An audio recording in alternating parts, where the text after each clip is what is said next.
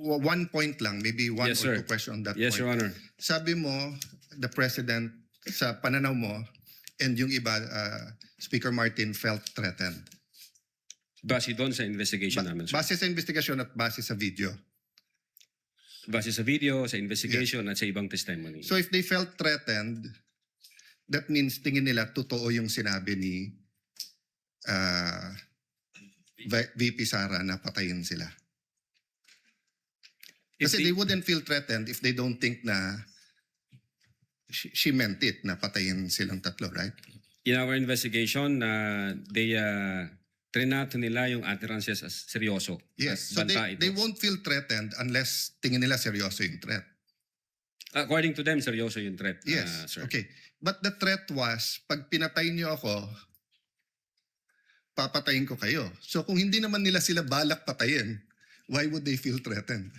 Unless you're saying now, you think, balak nga nilang papatay si Vice President. Actually, sir, ito, from the point of view of law enforcement like us, yun nga yung naging alarming na issue dun na sa amin, sir. Sa No, amin po. I agree. I'm also, Mr. Vitessa, I'm also alarmed with the language, with saying that. I'm alarmed with what's happening in our country, in flood control, etc. But that's not my point. My point is, in your investigation, para maging grave threat, kailangan yung party na trineten feels threatened. Pero ang sinabi ni VP Sara, pag pinatay ako, patayin silang tatlo.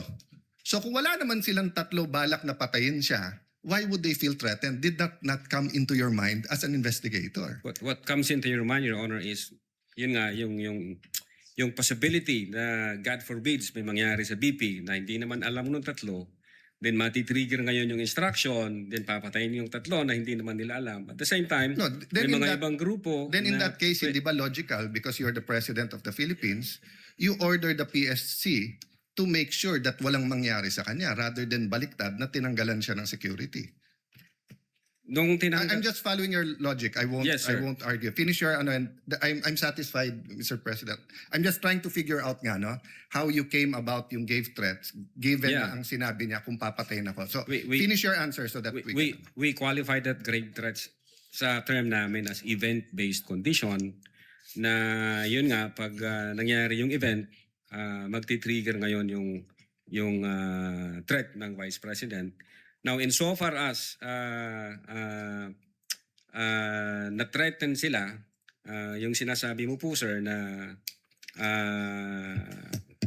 pag namatay si Vice President, tsaka papatayin ngayon ng tao na inutusan niya, yung tatlo.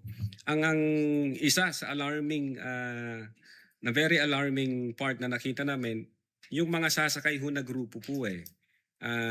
Kasi, God forbid, pwedeng mawala ang Vice Presidente but not necessarily sila yung dahilan. Pwedeng namatay siya for one reason or the other. And then, ang impression na ng marami, ang may kasalanan nito, yung tatlo. So, again, magkakalabo-labo na yan. May sasakay na sa issue, thinking na pag pinatay nila yung tatlo, ang sisisihin ngayon yung kampo ni Vice Presidente kasi may utterances na ginawa ang Vice Presidente to that effect. So, yun ho yung sa investigation namin. Now, insofar as pumasok ho yung elements ng grave threats, yeah, we believe na pumasok yung elements ng grave threats kasi nasatisfy ho lahat ng elements ng grave threat based on the revised Management Code. I'm assessing your answer, but malayo na malapit yung sagot mo dun sa triggering events ha. Kasi parang logical, di ba? Dahil sinabi niya yon, baka may gumawa. Hindi nga magtri-trigger, papatay sa kanya. So para matrigger na patayin ang Pangulo, you're saying that VP Sara is asking other people to kill her so that they can kill Marcos. Di sana sinabi na lang niya, patayin niyo si Marcos. Sabi mo i-trigger, but anyway, I'm trying to process, but hindi logical yung sinabi mo that event will trigger. Because the event that will trigger the assassination on the tree is the killing of the Vice President.